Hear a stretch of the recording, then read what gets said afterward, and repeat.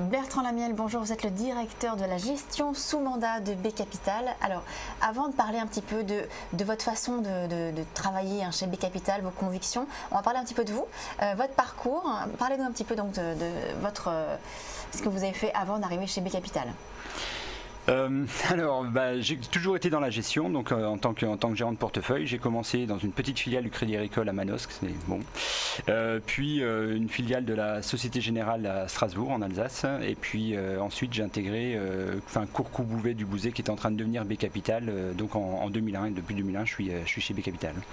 Et vous vous occupez donc de la gestion sous mandat. Expliquez-nous rapidement ce que c'est que la gestion sous mandat. Alors la gestion sous mandat, on a des investisseurs privés qui nous confient leur compte titre, leur PEA ou leur assurance vie. On va gérer ça essentiellement en titre en direct. Ces clients, on va dire, c'est des gens qui sont appétents sur la question financière, donc ils sont prêts à prendre des risques. Ce sont des gens qui globalement sont plutôt sur des logiques, capables d'être investis à 100% en actions, donc prêts à prendre des risques, appétents sur la finance, et qui nous disent, bon, globalement, moi je suis prêt à prendre des risques.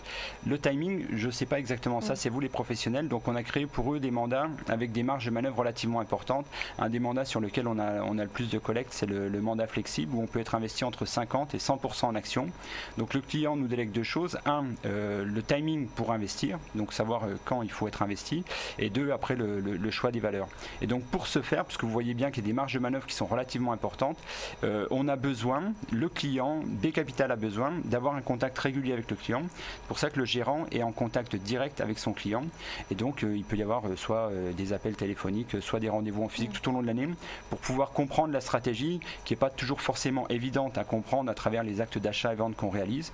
Donc on a un site web sur lequel on envoie pas mal d'informations, plus des communications, des réunions clients. Donc voilà, on travaille véritablement main dans la main avec le client pour l'accompagner sur les marchés. Et par rapport à ce type de mandat, donc, où il vous délègue la gestion, est-ce qu'il a quand même une marge de manœuvre? Est-ce qu'il peut intervenir si par exemple il y a des secteurs sur lesquels il veut absolument investir, ou à contrario sur lesquels il ne veut pas du tout investir? Alors, il peut y avoir des marges de manœuvre typiquement sur un client qui est administrateur ou alors qui est salarié dans un grand groupe qui a déjà pas mal de valeur de ce grand groupe à travers un plan d'épargne d'entreprise. Ça fait partie des contraintes qui peut nous indiquer au début ou dans le courant du mandat de gestion qu'on est capable de prendre en œuvre, et donc d'éviter d'investir sur ce type de valeur. Il peut avoir des contraintes d'un point de vue fiscal. J'ai des très grosses plus-values, de très grosses moins-values sur un titre, donc ça c'est des choses qu'on peut intégrer.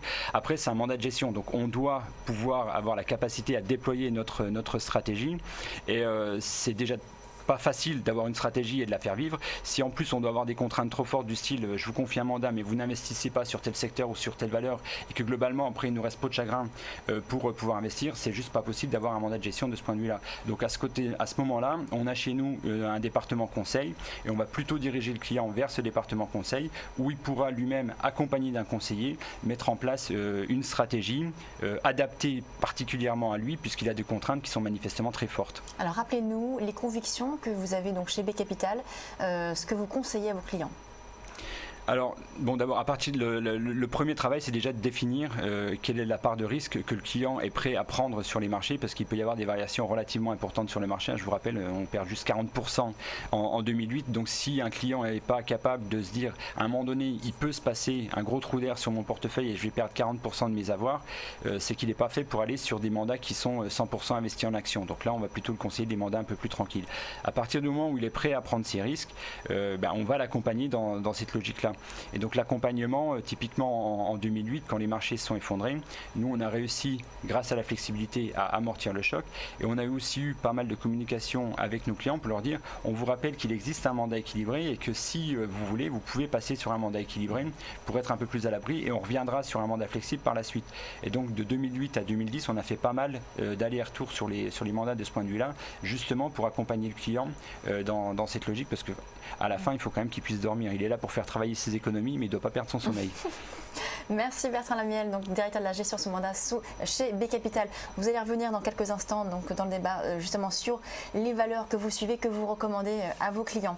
On va passer tout de suite à l'édito.